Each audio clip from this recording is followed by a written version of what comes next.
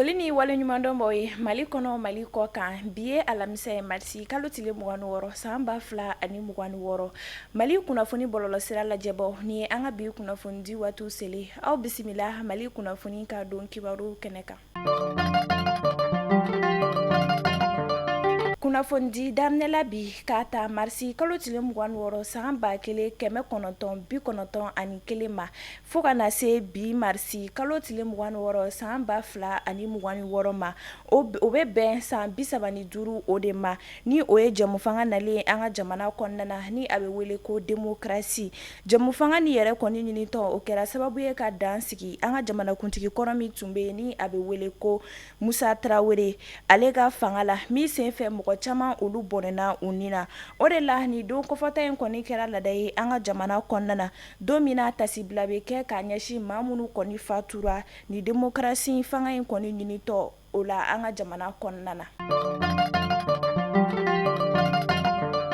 An bɛ taa Kayi ni kunnafoniyaw y'a jira k'a fɔ ko jatigɛwale tigilamɔgɔw de kɔni b'a la hali bi ka jatigɛwale kɔni ta ka voyagekɛlaw olu sɛgɛrɛ voyage siraw olu kan min na voyagekɛla dɔw kɔni kumana k'a jira k'a fɔ ko olu kɔni sirannen don kosɛbɛ fo ka taa se u b'u ka sɛbɛnfuraw olu de yɛlɛma yaasa ni jatigɛwale tigilama ninnu kana se k'u lakodɔn cogo min na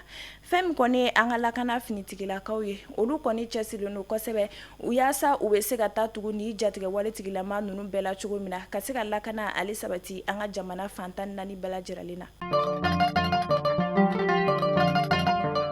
An ka finitigilaka minnu bɛ ni olu ka baara ɲɛsinnen don ɲɛnaminimafɛn kɛlɛli ma ka bɔ an ka jamana kɔnɔna na ni a bɛ wele ko OCS ACI 2000 la kunun marisi kalo tile 25 san 2026 olu ka wulikajɔ kɛra sababu ye ka tɛgɛda kɛ shisha appareil 38 o de kan ale ni shisha charbon carton 3 fo ka taa se shisha arôme carton 1 o ma min senfɛ u ye mɔgɔ 18 o de minɛ ni kunnafoniyaw kɔni y'a jira k'a fɔ ko ni mɔgɔ 18 ninnu kɔni cɛla ko maa 13 o de tun b'a la minnu ye cɛlaka ye ani musolaka mɔgɔ 5 mina jateminɛ olu y'a jira k'a fɔ ko ni maa kofɔlen ninnu kɔni cɛla ko maliyɛn 17 o de tun bɛ a la ani ganayɛn 1 an bɛ wagati min na i ko sisan an ka finitigilakaw kɔni cɛsirilen don kosɛbɛ ko maa o maa ni i kɔni minɛla shisha min o de la k'i kɔni tɛ to fɛn min kɔni ye ni maa kofɔlen ninnu bɛɛ ye u bɛ kiiri tigɛlamaw olu ka bolo kan ni wagati ninnu na.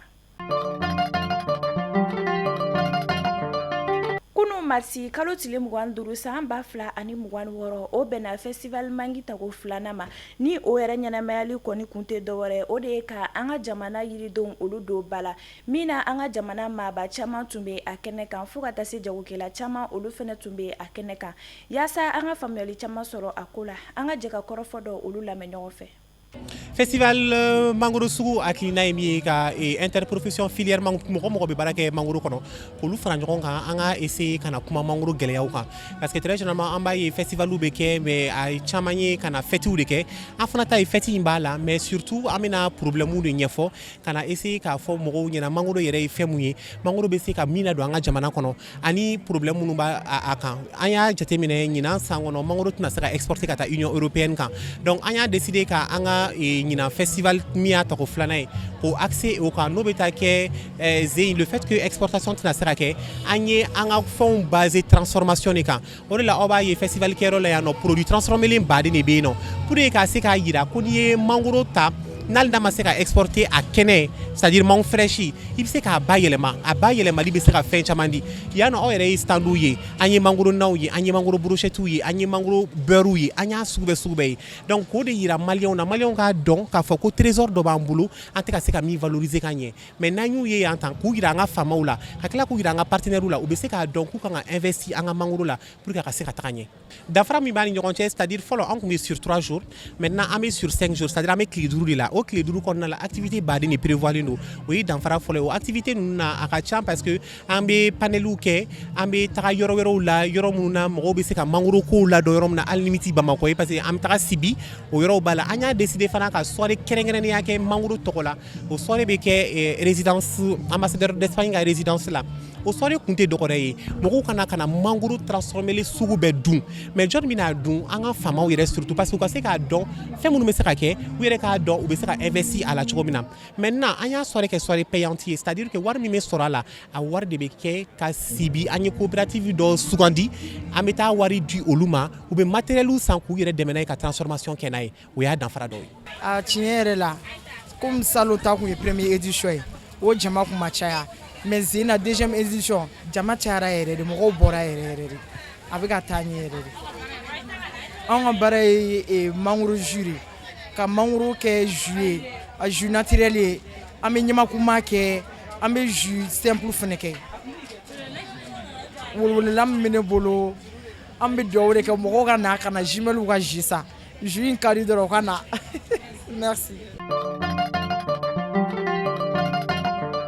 Ameta ko kan kibaru la moyeno ya Russie finitigilakaw ka service de renseignement kunnafonidigɛ k'a jira k'a fɔ ko kabini kɛlɛ in kɔni daminɛla ko Iran jamana ka finitigilakaw ka wulikajɔ kɛra sababu ye ka dankari kɛ maa 5000 olu de ka ɲɛnamaya la Israel jamana kɔnɔna o maa 5000 ninnu kɔni cɛla fɛn min kɔni ye finitigilaka ɲɛma 56 o de kɔni tun bɛ a la. Taa fait divers kunnafoniyaw la Côte d'Ivoire jamana kɔnɔna na an bɛ wagati min na iko sisan adamadenw ni de kɔni b'a la ka gɛlɛya ka taa fɛ wa tanama ko o yɛrɛ kɔni tɛ yen bilen hinɛw yɛrɛ fɛnɛ dɔgɔyara cɛ dɔ ale minɛla ka datugu ni a si bɛ taa jɔ san 70 o de la ni cɛ in minɛni yɛrɛ kɔni kun tɛ dɔwɛrɛ o de ye ko a kɛra sababu ye ka kɔnɔ da a yɛrɛ woloden na ani ka denmisɛn dɔ fɛnɛ minɛ k'a faga ka kɛ saraka ye yaasa a bɛ se ka kɛ nafolotigi ye cogo min na wa hali a kɛra sababu ye ka den sɔrɔ a yɛrɛ muso dɔgɔnin o fana fɛ. An bɛ wagati min na iko sisan Côte d'Ivoire kiiritigɛlamaw kɔni ye nin cɛ kofɔlen kɔni minɛ ka datugu san 10 kaso ale ni a muso fo ka taa se a muso dɔgɔnin ma ka olu fɛnɛ datugu san 7 kaso u kelen kelenna bɛɛ lajɛlen. Wagati min na iko bi Niger dugu min bɛ ni a bɛ wele ko Zender ale sugu de kɔni jenina surɔ ka dugu jɛ bi marisi kalo tile 26 la san 2026 ni o kɛra sababu ye ka maaw bolofɛn minɛ nafama caman olu fɛnɛ jeni a nɔfɛ fɛn min kɔni ye Niger protection civile maaw ye olu kɔni ye u senfa ka se nin kɛnɛ kofɔlen na joona yaasa u bɛ se ka dɛmɛ don sugu maaw ma cogo min na. An bɛ taa Guinée commandant Abubakar Jakite ni a bɛ wele ko Tumba ale fatura kunu marisi kalo tile 25 san 2026 k'a to kaso la commandant Abubakar Jakite ale tun man kɛnɛ a bɛ wagati dama dɔ bɔ ni u taara n'a ye kɛnɛyaso la wa kunnafoniyaw kɔni y'a jira k'a fɔ ko a fatura o kɛnɛyaso in kɔni de la hakilinajigila fɛn min kɔni ye commandant Tumba ye ale tun ye Guinée cɛmancɛ fanga jamanakuntigi kɔrɔ ni a bɛ wele ko Musa Dadis Kamara ale tun ye o ka lakanako ɲɛma de ye an bɛ dugawu kɛ ala ka a dayɔrɔ nɛma. Mali kunnafoni bɔlɔlɔsira lajɛbɔ ni ne bɛ dan sigi an ka bi kunnafoni dilaw olu la aw k'an bɛn kunnafoni di kuraw olu kɛnɛ kan.